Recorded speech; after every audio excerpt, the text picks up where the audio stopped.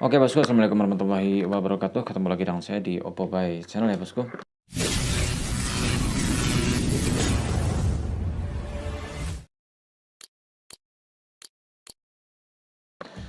Oke bosku, jadi pada kesempatan kali ini saya akan kasih tutorial kepada kalian bagaimana cara mengecek sebuah driver, mengecek sebuah komponen di driver ya, driver power yang rusak atau short guys.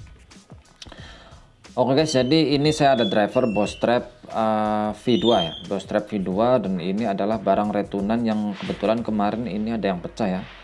Barang retunan ada yang pecah, terus akhirnya saya jumper ke sini karena ini PCB-nya patah ya. Cuman masih belum berhasil karena saya belum ngecek komponennya ada yang short apa enggak ya. Soalnya pas saya sambung cek lagi ke PSU itu dia tegangannya nggak mau masuk ke sini guys. Jadi padahal tegangan dari PSU normal 45 volt, tapi ketika disambung ke driver dia jadi 0 ya, jadi 0,0 berapa gitu. Jadi kemungkinan di dalam driver ini ada yang short. Oke, jadi langkah pertama bagaimana mengecek sebuah driver ya, driver apa aja, mau driver SOCL 504, 506 maupun driver apapun. Cara mengeceknya intinya hampir sama guys ya. Oke, yang pertama kita siapkan dulu avometer ya. Kalau saya pakai avometer digital biar lebih gampang ya, lebih gampang cara mengeceknya untuk mengetahui nilainya ya guys. Oke, untuk yang pertama ketika pengecekan sebuah komponen dalam driver power itu yang pertama yang umum sering rusak itu ya transistor guys. Pertama cek dulu transistor finalnya ya, jika ada yang. Nah, saya kebetulan pakai transistor final yang ini dan ini aman semua ya guys ya. Ini udah aman, dijamin aman. Nah, terus saya akan mengeceknya yang di driver guys. Ini belum saya cek guys ya. Pertama cek transistornya dulu semuanya, lalu semua ya, ada berapa ini banyak nih. Pokoknya yang kecil juga harus dicek. Terus dicek juga yang bagian dioda guys ya. Dioda itu penting. Kalau untuk bagian yang lain itu jarang rusak guys ya. Jarang rusak. Kayak resistor juga rusaknya biasanya dia ketahuan guys. Kalau resistor itu kalau short itu dia langsung kebakar dan gosong guys ya. Nah kebetulan ini udah saya ganti nih ya. Kemarin tuh warnanya yang biru kayak gini, terus karena dia gosong ada asapnya, terus saya ganti dan udah saya ganti yang ukurannya sama ya, 100 ohm nih. Dan untuk transistornya belum saya cek, coba saya cek dulu guys ya. Nah untuk pengecekannya yang pertama kita putar prof si ini ke bagian yang ada gambar diodanya guys ya. Nah ini, nah kita pertama cek transistor. Untuk pengecekan transistor saya akan cek transistor yang gede-gede ini dulu ya guys ya. Lalu transistor yang driver nih. Oke. Dan untuk pengecekan transistor itu dilihat dari jenisnya dulu ya, jenis NPN atau PNP. Kalau NPN itu positif, kalau PNP itu negatif guys. Oke, kalau pertama saya cek dulu bagian NPN nya guys ya. Nah untuk pengecekan NPN, prof yang merah sebelah kiri guys ya, dan yang hitam sebelah kanan guys. Oke, kita cari dulu yang NPN guys ya. Nah ini NPN ada 1, 2, 3. Nah ini dulu, ini NPN, coba cek yang ini. Lalu ini PNP nanti ya, coba cek dulu untuk bagian NPN. Nah kaki yang ini ke basis ya, ini basis, kolektor dan emitor ya, sama ya, basis, kolektor, emitor, BCE ya. Dan ini ke basis yang merah ya, dan ini ke emitor dan kolektor. Kita cek dulu. Nah ini, nah kita balik aja ya guys ya, ini basis, kolektor, emitor ya. Nah kalau dia normal itu angkanya antara 500, 600 sampai 700. Kalau di bawah 500 biasanya dia setengah short ya, setengah short atau short.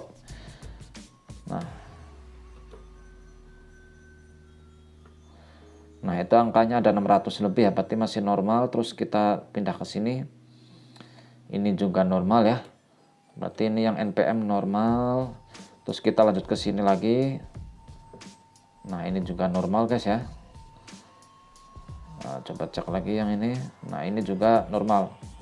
Untuk pengecekannya jangan langsung tempel ya, mestinya agak ditekan sedikit ya, biasanya ini kadang kurang connect guys. Nah ini normal ya. Nah normal. Terus kita lanjut ke sini guys, ini juga normal ya.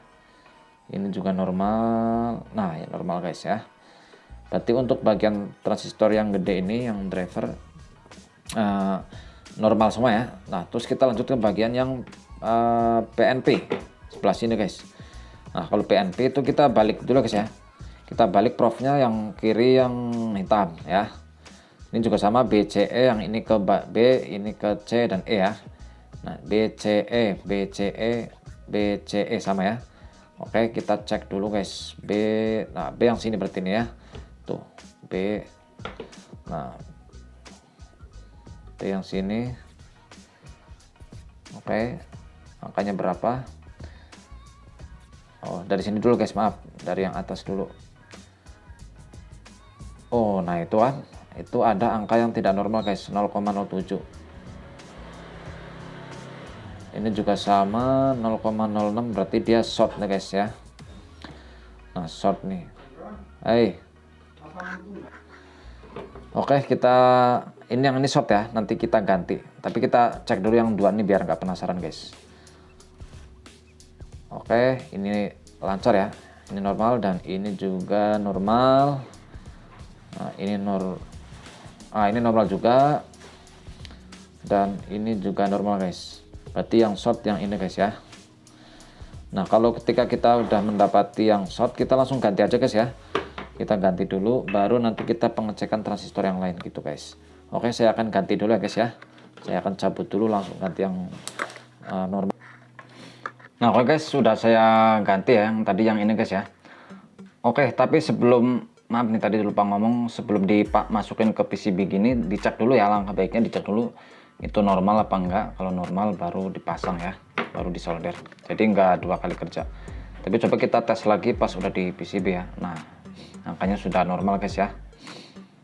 Oke, setelah transistor yang 33 ini udah normal semua ya, lalu kita cek juga transistor yang kecil-kecil ini guys ya. Nah, ini juga ada PNP, PNP, NPN, NPN. Kita cek yang kiri dulu, PNP ya. Kita taruh profnya sebelah kiri guys. Nah, pokoknya yang hitam itu di basis ya, intinya gitu guys. Kalau transistor PNP ya. Nah, karena ini saya balik, jadi saya balik. Nah, itu normal ya. Terus ini juga normal. Ini normal juga. Nah, ini juga normal. Terus kita cek lagi yang sini, kita balik ya. Ini kan bagian NPN. Nah, ini basis kolektor emitor ya.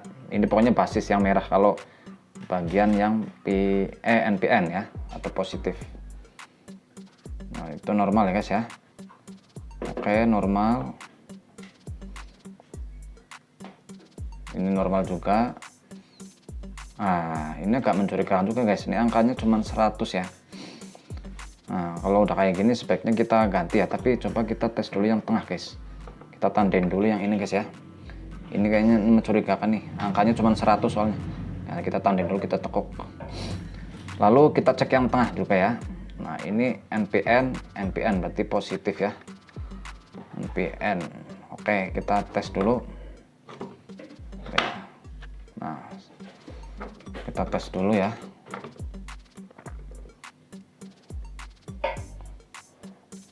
Nah, itu normal guys ya. Nah, ini juga normal.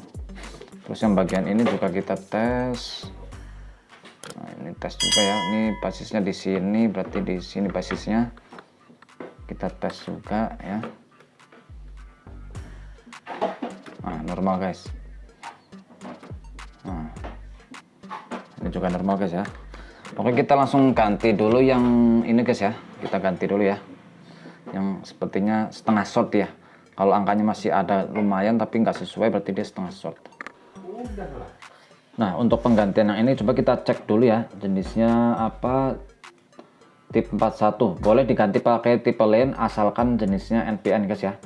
Jangan ganti dengan model tipe lain tapi beda jenis ya, jenis NPN terus diganti PNP itu nggak boleh ya, karena NPN itu positif dan PNP itu negatif.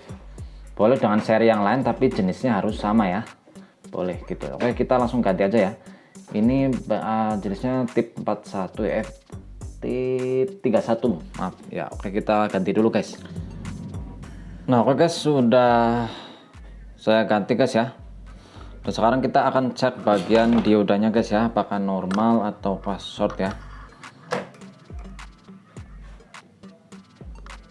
Maaf, saya alih dulu.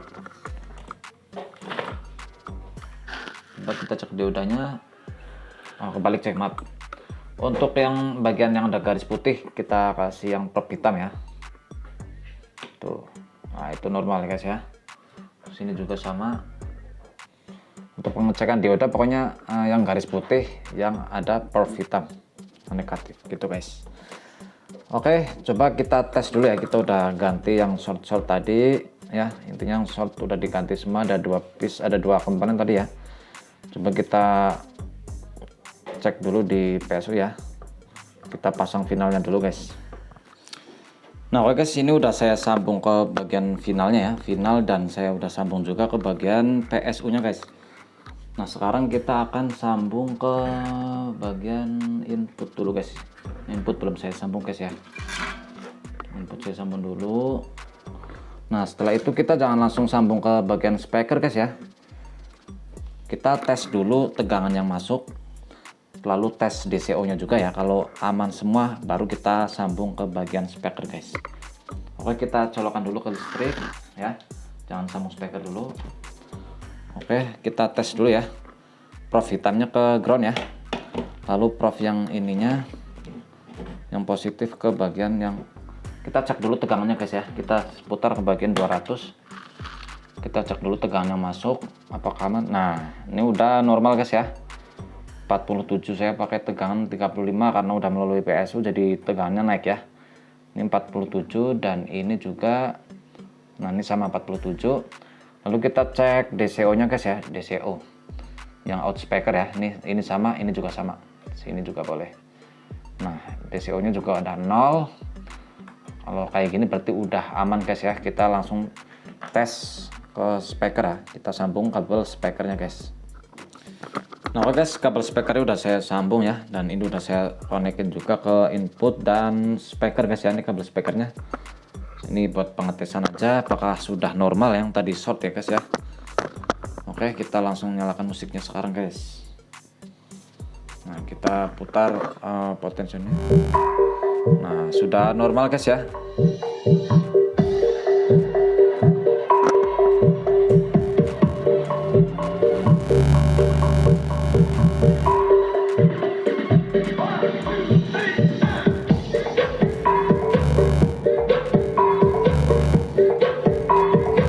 Kita cek lagi DCO nya.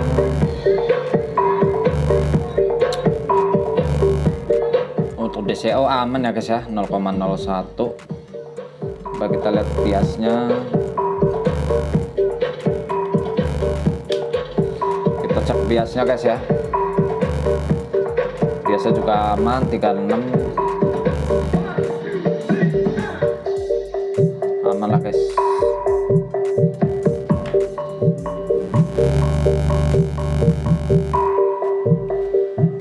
Untuk driver ini karakternya sub low ya guys ya, sub low.